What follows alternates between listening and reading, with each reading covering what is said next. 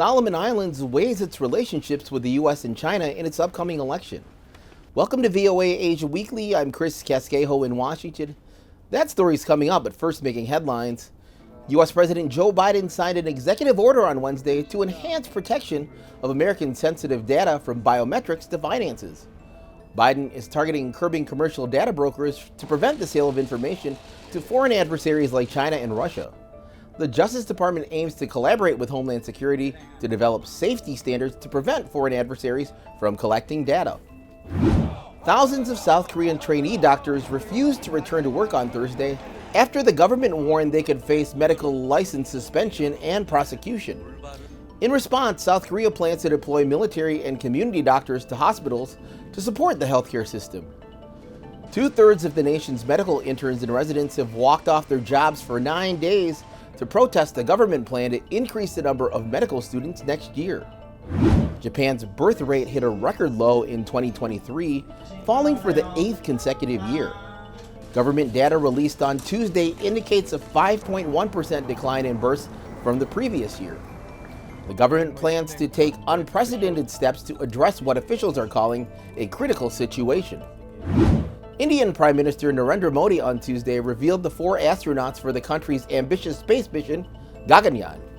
It aims to develop a human-habitable space capsule that will carry a crew into orbit of 400 kilometers for 3 days, before returning to safety in a planned splashdown in the Indian Ocean.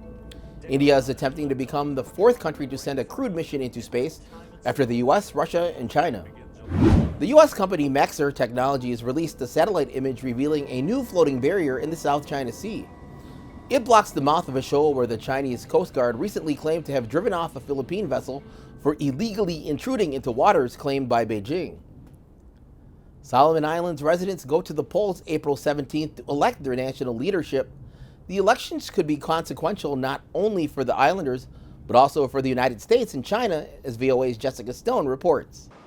Look around the Solomon Islands capital of Honiara and you'll see Chinese investment on every corner.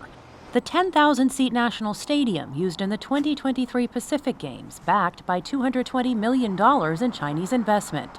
Upgrades at the port of Honiara.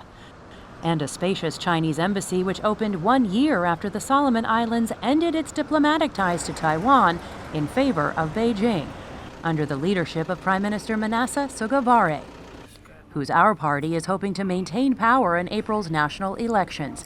Sogavare pledges to continue to draw closer to China with a foreign policy he calls Look North. Our party's approach will focus on strengthening relationship with China through a Look North foreign policy. Sogavare's main opposition, the Care Party, is led by Matthew Wale, a vocal critic of the island's increased dependence on Chinese investment. You know the loyalty of your government is not to the people of the Solomon Islands, not to you, but to those who finance them. Wale advocated a public referendum on the 2022 Security Pact reached with Beijing and told VOA he does not support over-reliance on any one development partner. We seek a balanced engagement in the international arena, an engagement that has national interest of the Solomon Islands at its forefront. For some Solomon Islanders, foreign policy is not top of mind. The concept of free education, especially for primary up to secondary, is one thing that I've always been really interested in. But Pacific expert Greg Brown says 80% of Solomon Islanders live in rural areas and may not see any benefits from Chinese investment. You might wonder if this investment will appear in my community. Will my people, my neighbors, my family reap the benefits? Or will the money stay in the capital or in the bank accounts of elites? Brown says a win by the Our Party is a win for China and will be evidence the U.S. is losing influence in the region. Election Day is April 17th. Jessica Stone, VOA News. Visit voanews.com for the most up-to-date stories. I'm Chris Casquejo. Finally, a first in Japan. Women officially joined the Naked Festival for the first time in its history. The festival is a tradition where men wear loincloths to pray for good luck. Chanting women wore purple robes as they carried a large bamboo trunk as an offering. Thanks for watching VOA Asia Weekly.